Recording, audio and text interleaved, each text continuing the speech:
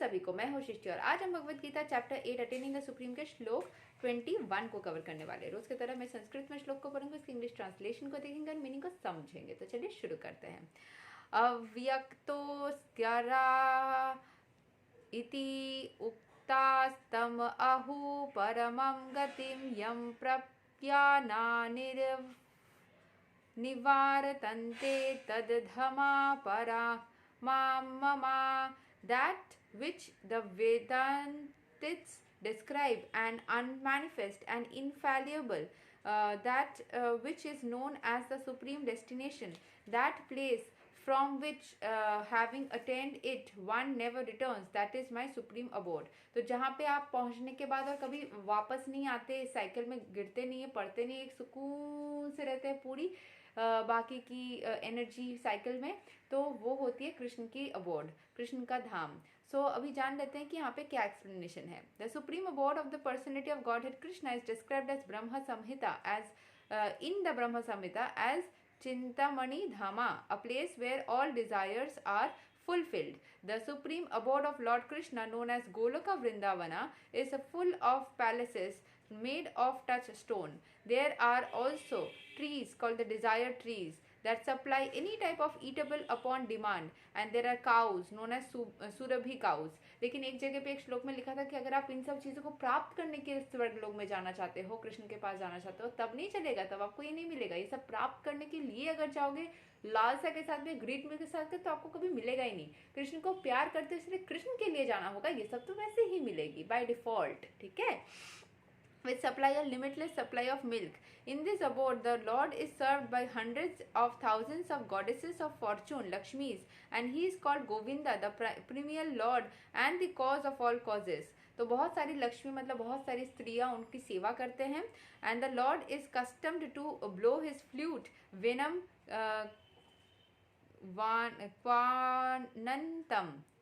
Kwanantam. His transcendental form is the most attractive in all the worlds.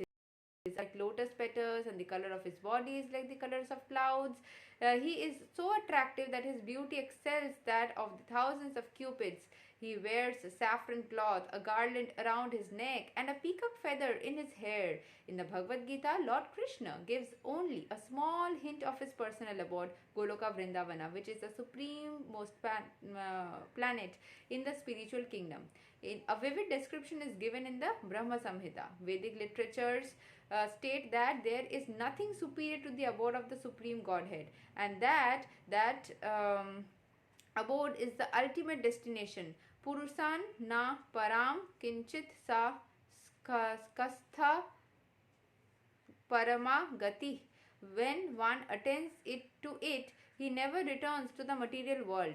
Krishna's supreme abode and Krishna himself are non-different being of the same quality. On this earth, Vrindavana, 90 miles southeast of Delhi, is a replica of the supreme Goloka Vrindavana located in the spiritual sky. When Krishna descended on the earth, he sported on that particular tract of land known as Vrindavana, comprising about 84 square miles in the district of Mathura, India. तो यहाँ पे इसीलिए बोला जाता है कि India में जो हमारी वृंदावन धाम है वो ऊपर वाली वृंदावन धाम के जैसी ही है, मतलब जो स्वर्ग लोक की वृंदावन है वैसी ही है, कृष्ण का धाम है वैसा ही है, इसीलिए वहाँ जाके आप एक्सपीरियंस कर सकते हो। बट ये भी हमने सुना है कि वृंदावन जाने का क्या, जहाँ पे कृष्ण वसे वहीं पे बना वृंदावन, जहाँ पे कृष्ण को हमने प्राप्त कर लिया वही स्थान वृंदावन। आपका घर भी वृंदावन बन सकता है अगर आप उनमें कृष्ण को वास कर पाते हो, कृष्ण को फील कर पाते हो, उनके एग्जिस्टेंस की एक वाइब्रेशन क्रिएट कर सकते हो, ठीक है। सो यही तक था श्लोक नंबर 21 ऑफ भगवद गीता चैप्टर 8। अगले वीडियो में हम श्लोक 22 को कवर करेंगे और जानेंगे कृष्ण भगवान हमें और क्या संदेश देना चाहते हैं। तब तक के लिए हरे कृष्ण, राधे राधे, जय श्री राम।